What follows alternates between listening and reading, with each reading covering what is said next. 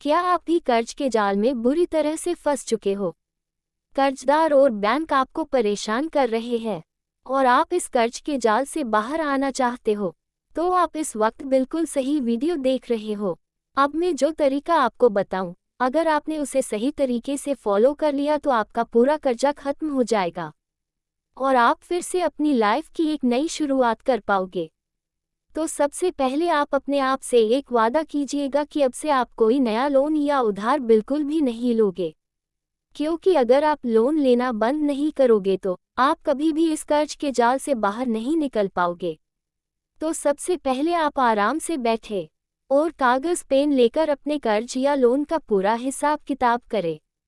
कितना लोन है, मंथली किश्त कितनी देनी है और कितने समय तक ये लोन चलेगा, जिससे आपको अपने लोन या कर्ज को लेकर पूरा आइडिया हो जाएगा। अब आप इस बात पर ध्यान दीजिएगा कि आपकी मंथली किश्त कितनी है, यानी कि यह पैसा तो आपको देना ही देना है, चाहे कुछ भी हो जाए। अब मैं यह मानकर चल रही हूँ कि आप बेरोजगार नहीं हो, आप हर महीने कुछ न कुछ तो कमाते ही हो। अब अगर आपकी लोन की किश्त आपकी सैलरी या इनकम से कम है तो टेंशन बिल्कुल मत कीजिए, आपका लोन बहुत जल्द फ्री हो जाएगा। अब आगे मैं जो कुछ भी बताऊंगी उससे हो सकता है आपको मेरे ऊपर गुस्सा आ जाए, पर इस परेशानी में भी आप फंसे हो। अब इससे निकलना है तो कुछ कड़वे उपाय तो करने ही पड़ेंगे। अब आपका और आपके परिवार का मकसद सिर्फ लोन चुकाना ही होना चाहिए। यहाँ फैमिली बहुत इम्पोर्टेंट है, उन सब को भी लोन वाली प्रॉब्लम को सीरियसली लेना पड़ेगा। अब जो लोग लोन लेते हैं वो चाहे तो सिंपल तरीके से हर महीने अपनी इनकम में से ईएमआई की किश्त निकाल सकते हैं, पर वो ऐसा करने के बजाय उस लोन से बचने की कोशिश करते हैं जैसे वो लोन नहीं चुकाना चाहते हो। क्योंकि मैंने खुद ऐसे काफ़ी सारे लोग देखे हैं जो ज़रूरत से ज़्यादा लोन ले लेते हैं और काम निकल जाने के बाद टाइम से ईएमआई नहीं देते हैं। और कुछ लोग तो ऐसे भी हैं जो एक लोन को चुकाने के लिए भी दूसरा लोन ले लेते हैं। जैसे ही मंथली ईएमआई की डेट आती है, वो अपने दोस्तों, रिश्तेदारों या जान पहचान वालों से उस किश्त को चुकाने के लिए कुछ पैसा उधार ले लेते हैं। आपको ऐसा कुछ भी नहीं करना है। अगर आपकी मेंटलिटी भी ऐसी ही है तो आप हमेशा किसी न किसी कर्ज के जाल में फंसे ही रहोगे। ये बात अपने दिमाग में फीड कर लेना कि लोन तो आपको अपनी इनकम में से ही चुकाना है, क्योंकि अब हम हमारे ऊपर कोई दूसरे लोन का भार नहीं लेना चाहते हैं। कुछ लोग ऐसे होते हैं जिनके ऊपर अच्छा खासा लोन होता है, पर फिर भी वो अपनी लग्जरी लाइफ नहीं छोड़ पाते हैं, और यह चीज़ भी मैंने खुद देखी है। वो लोग रेस्टोरेंट में खाना खाने जाते हैं, जब भी कोई नई मूवी आती है उसे देखने जाते हैं, हर महीने कपड़े खरीदना, ऑनलाइन शॉपिंग, महंगे मोबाइल खरीदना और ईएमआई पर चीजें लेना, इस तरह के खर्चे वो करते ही रहते हैं। अब आप सबसे पहले खुद का एनालिसिस करें कि आप किस तरह के इंसान हो।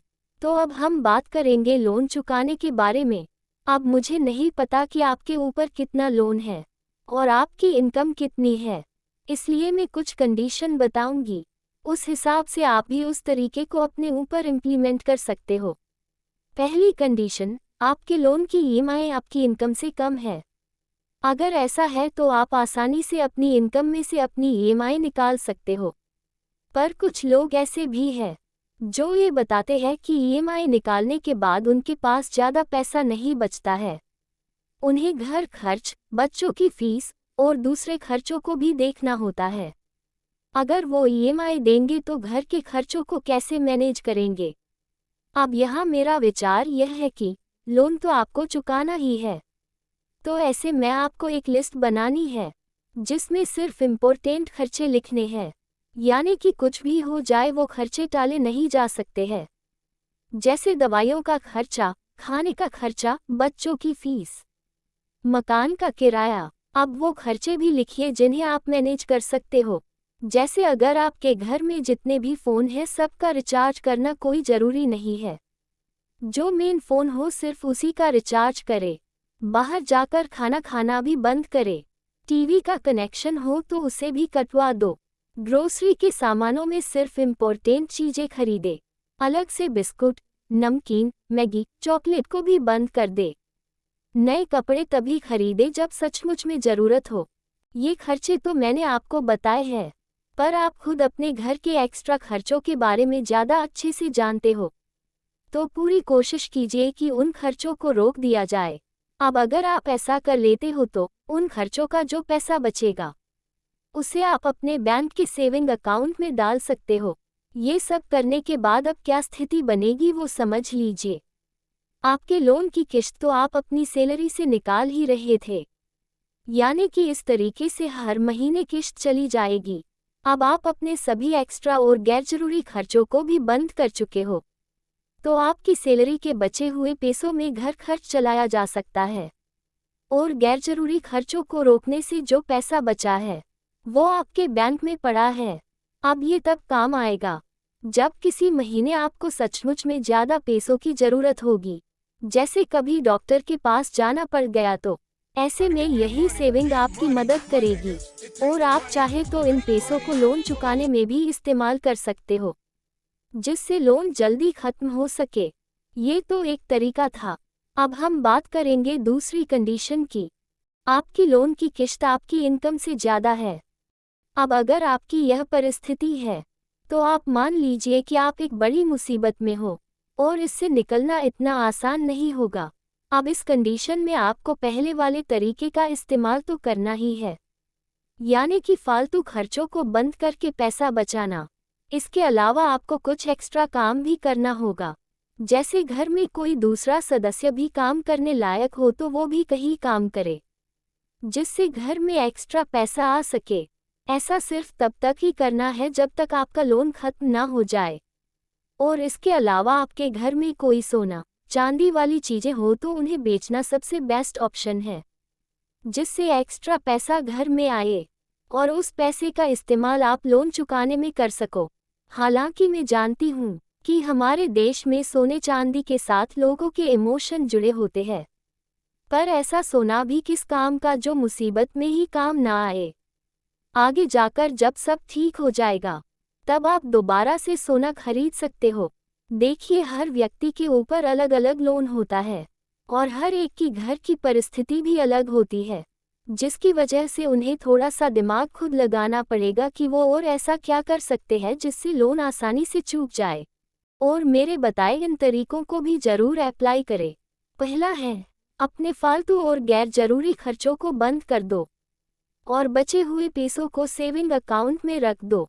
दूसरा है, घर में दूसरे सदस्य जो काम करने लायक हो और सक्षम हो, उन्हें भी किसी न किसी प्रकार का काम करना चाहिए, जिससे घर में एक्स्ट्रा पैसा आएगा। तीसरा पॉइंट है, आपके घर में मौजूद सोने चांदी की चीज़ों को बेच दे, जिससे आपके पास एक्स्ट्रा पैसा आएगा और आपको उस पैसे का इस्तेमाल सिर्फ लोन चुकाने में ही करना है। उसके अलावा कहीं भी उसे यूज़ नहीं करना है। जैसा कि मैंने आपको स्टार्टिंग में कह दिया था कि आपके परिवार की आपको ज़रूरत होगी, तभी आप एक्स्ट्रा खर्चों को बंद कर पाओगे, तभी उनमें से कोई ना कोई काम करके आपकी मदद कर पाएगा। और सोना बेचने के आपके फैसले का कोई विरोध नहीं करे, क्योंकि मैंने ऐसा देखा है अपने पड़ोस में, घर में सोना पड़ा है और लाखों का लोन लेके बैठे हुए हैं। जब उन्हें गोल्ड बेचने की सलाह दी थी, उन महाशय की वाइफ ने सख्त मना कर दिया कि सोना नहीं बेचेंगे, भले कुछ भी हो जाए। अब आपने कई बार अखबार में पढ़ा होगा कि कई लोग कर्ज के बोझ के चलते लोग आत्महत्या भी कर लेते हैं। अब आप खुद बताओ, क्या कोई सोना इंसान की जान से कीमती है? हमारा ही सोना हमारी मजबूरी में काम ना आया तो ऐसे इन्वेस्टमेंट का कोई मतलब नहीं है। तो ये कुछ बेसिक तरीके थे जिनकी मदद से आप अपना लोन जल्दी फ्री कर पाओगे। अब इनमें से आपको मेरे कुछ तरीके सही नहीं लगे होंगे, पर यही कुछ रास्ते हैं जिनकी मदद से आप अपना लोन चुका पाओगे। अब अगर आपको वीडियो पसंद आया हो तो वीडियो को लाइक करो और चैनल को सब्सक्राइब करो। तो आज के लिए इतना ही, अगली बार फिर मिलेंगे किसी ऐसे ही नए वीडियो के साथ। तब तक के लिए गुड बाय।